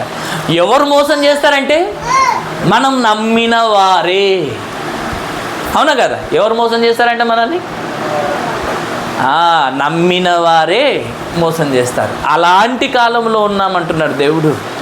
కాబట్టి ఆలోచించండి. ఇంకేమంటున్నాడు నెక్స్ట్? ద్రోహులుగా ఉంటారు. మూర్ఖులు. మూర్ఖులు అంటే ఎవరు? మూర్ఖులు అంటే ఎవరు? మూర్ఖుడు తాను పట్టిన కుందేలుకు మూడే కాళ్ళు అంటాడు. అంటే వాడు చెప్పిందే నిజమిగా, మిగతా వాడు చెప్పింది అబద్ధం, ఇలా వాదించేవాడు అనమాట మూర్ఖుడు. అర్థమైందా? ఎవరి మాట వినడు, దేవుని మాట అసలే వినడు. మూర్ఖులు దేవుని ఉపదేశాన్ని తిరస్కరించుదురు అన్న మాట సామెతల గ్రంథంలో ఉంటుంది. అర్థమైందా? కాబట్టి అలాంటి మూర్ఖులుగా మనము ఉండకూడదు అంటున్నాడు. నెక్స్ట్ ఇంకా గర్వాంధులు, అంటే గర్వంతో కళ్ళు మూసుకుపోయినటువంటి వారు అనేక మంది ఉంటారన్న మాట చెప్తున్నాడు. నెక్స్ట్ దేవుని కంటే సుఖానుభావమును ఎక్కువగా ప్రేమించేవారు. ఎవరికంటే ఏదాన్ని ఎక్కువ ప్రేమిస్తారంట? దేవుని కంటే ఎక్కువగా సుఖాన్ని ప్రేమిస్తారంట. అర్థమైందా? దేవుణ్ణి ఎక్కువ ప్రేమించారంట వీళ్ళు. దేన్ని ప్రేమిస్తారంటే సుఖాన్ని ప్రేమించేవారు. సుఖాన్ని ప్రేమించేవారే ఎక్కువ మంది ఉన్నారంట. దేవుని కంటే ఎక్కువగా సుఖాన్ని ప్రేమిస్తున్నారంట. ఈ లోకములో ఉన్నటువంటి సంతోషాన్ని, ఆనందాన్ని కోరుకుంటున్నారు కానీ దేవుని కోరుకోవడం లేదంట. వాళ్ళ గురించే బైబిల్లో రాయబడింది, వారి కడుపే వారి దేవుడు. ఎవరి గురించి మాట్లాడింది? దేవుని కంటే ఎక్కువగా సుఖాన్ని ప్రేమించేవారు, లోకములో ఉన్న ఆనందాన్ని కోరుకునేవారు, లోకములో ఉన్న సంతోషాన్ని కోరుకునేవారు ఎవరైనంట? వీళ్ళే అంటున్నాడు. దేవునిలో ఉండే ఆనందం మనం కోరుకోవాలి, దేవునిలో ఉండే సంతోషం మనం కోరుకోవాలి. కానీ లోకములో ఉన్న సంతోషం మనం కోరుకుంటున్నాం, లోకములో ఉన్న ఆనందం కోరుకుంటున్నాం. అలాంటి వారు ఏం చేస్తారో తెలుసా? ఎలా ఉంటారంటున్నాడంటే వారి కడుపే వారి దేవుడంట. అర్థమైందా? అంటే ఎవరి మాట వింటాడు? వారి దేవుని మాట వింటాడు. వాళ్ళ దేవుడు ఎవరు? కడుపే. అర్థమైందా? దేవుని మాట వినరు, ఈ కడుపు దేవుని మాట వింటారంట. ఈ కడుపు ఏది చెప్తే అది వింటారు, కానీ దేవుడు ఏది చెప్పినా కానీ వినరు. అంతకుముందు కూడా చాలా సందర్భాల్లో మీతో చెప్పినా కాబట్టి నేను పంచుకోవట్లేదు. కడుపు చెప్పిన మాట వినని వాళ్ళు వాళ్ళని ఉన్నారా? దాహం వేస్తుందని చెప్తాడు, నువ్వు వారం రోజుల దాకా పచ్చి నీళ్లు కూడా ముట్టుకో, దాన్ని మాట వినకుండా మీరే దానికి శాసించే స్థితిలోని ఉంటారా అంటున్నా. ఆకలి అవుతుందని మీకు సిగ్నల్ ఇస్తుంటుంది, హలో మిస్టర్ ఆకలి అవుతుంది, ఫస్ట్ నీ ప్రసంగాన్ని ఆపే అని మీరు అంటారు. అవునా కదా? ఇంకా ఆకలి అవుతుంది, వెళ్ళి ఫస్ట్ అన్నం తినంటు. అవునా కదా? ఎప్పుడైపోతుందా నేను చూస్తున్నా, ఆగు కొద్దిసేపు ఆగు అని మనం ఏం చేస్తుంటాం? మనం అనుకుంటుంటాం. అవునా కదా? అనుకుంటామా అనుకోమా? మంచి వాళ్ళైతే నిజం చెప్తారు, లేదంటే లోపల ఇంతకుముందులాగా అనుకుంటారు. నిజమా కాదు? ఏమని తెలుసుకున్నాం? దేవుని కంటే ఎక్కువగా సుఖాన్ని ప్రేమిస్తారంట. అంటే వీళ్ళు దేవుని మాట విన్నారు, కానీ ఏ దేవుని మాట వింటారు? కడుపు దేవుని మాట వింటారనమాట.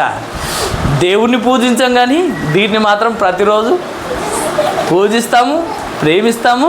దీనికి ఏదైనా కానీ మనం భరించలేము, తెలుసా? ఏదైనా భరిస్తామా? ఏం భరించలేము. అవును కదా? దేవునికి ఏమైనా కావాలంటే తర్వాత చేద్దాం, దీనికి ఏమైనా కావాలంటే ఆగు తర్వాత, ఇప్పుడు అవసరం లేదు, ఒక వారం రోజుల తర్వాత, ఒక నెల రోజుల తర్వాత అంటే ఊకుంటుందా? చిత్రహింసలు పెడుతుంది నిన్నది. అర్థమైందా? అట్లా దేవుడు కూడా నిన్ను పెడితే బాగుంటుందేమో, మళ్ళీ అప్పుడైనా దేవుని మాట వింటామేమో. ఇప్పుడు కడుపు ఊకుంటుందా చెప్పండి? ఆకలి అవుతుందంటే తినకపోతే నిన్ను పిసికి ఏం చేస్తుంది? ఏ పని చేయకుండా చేస్తుంది. అట్లా దేవుడు గుట్ట దేవుని మాట వినకపోతే, దేవుడు గుట్ట అట్లా నేను చిత్రహింసలు పెడితే నువ్వు వినవా అంటున్నా? దీన్నేమో ప్రేమిస్తాం, దేవుడు అట్లా చేస్తే మాత్రము దేవుడు చాలా కఠినుడండి అనేసి అంటుంటాం. అంటమానమా చెప్పండి?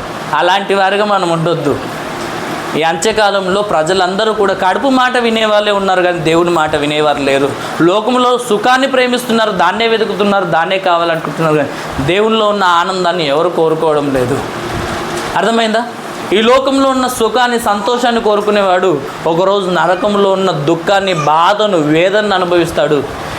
ఈ భూమి మీద దేవుల్లో ఉన్న ఆనందాన్ని కోరుకునేవాడు పరలోకంలో నిత్యానందాన్ని పొందుకుంటాడు. Okay, next ఇంకేమంటున్నాడు? చివరి మాట, 5వ వచనం. పైకి భక్తి గల వారి వలె ఉండియు దాని శక్తిని ఆశ్రయించని వారునై ఉందురు. ఇలాంటి వారందరికీ కూడా మీరందరూ ఎలా ఉండాలి? విముఖులై ఉండాలి. అంటే ఇంతకుముందు తెలుసుకున్నాం కదా, పైకి భక్తి గల వారి వలె ఉంటున్నారు, కానీ ఆ భక్తి యొక్క శక్తిని ఎరుగని వారిగా, దాన్ని ఆశ్రయించని వారిగా అనేక మంది ఉంటున్నారు. పైకి మాత్రమే భక్తులుగా ఉంటున్నారు, కానీ ఎవరు భక్తుల్లాగా దేవుని దృష్టిలో లేరంట. నిజమైన భక్తులు లేరు, కానీ భక్తుల్లా నటించేవారు ఉన్నారంట. ఎలా ఉన్నారంట? నిజమైన భక్తులు లేరంట, కానీ భక్తుల్లా నటించేవారు మాత్రము అనేక మంది ఉన్నారు. ఇట్టి వారికి నీవు విముఖుడవై ఉండుమని ఒకనాడు తిమోతి గారితో ఆత్మీయ తండ్రి అయినటువంటి పౌలు గారి ద్వారా దేవుడు మాట్లాడాడు. ఈనాడు అదే మాటలు మన తండ్రి అయిన దేవుడు మనందరితో మాట్లాడుతున్నాడు. ఈ గుణాలను మనం విసర్జించుకుందాం. అంచె దినాల్లో ఇలాంటి వారిగా ఉంటారు అని దేవుడు చెప్పాడు. ఇలాంటి గుణాలను మనం మానుకుందాం, విసర్జిద్దాం, వీటిని చంపేద్దాం.